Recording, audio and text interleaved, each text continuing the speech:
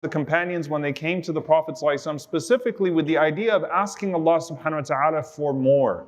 And the Prophet ﷺ said, فَاسْأَلُوا اللَّهُ أَكْثَرُ. Ask, Allah is more.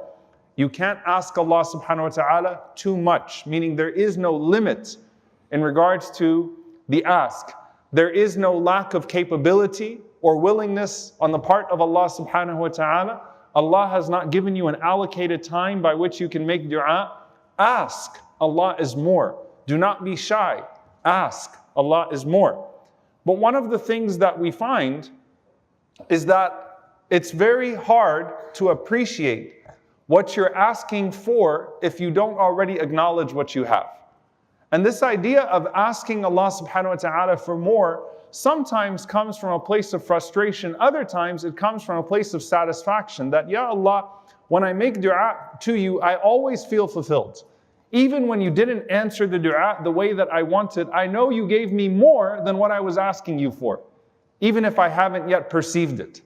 And so there is a sense of rida, a sense of satisfaction, as is the case of Zakaria alayhi salam, when he's calling upon Allah subhanahu wa ta'ala, asking for a child in his old age. I'm asking you for more because you've never let me down. لَمْ أَكُنْ بِدُعَائِكَ رَبِّي شَقِيًّا. I've never felt disappointed.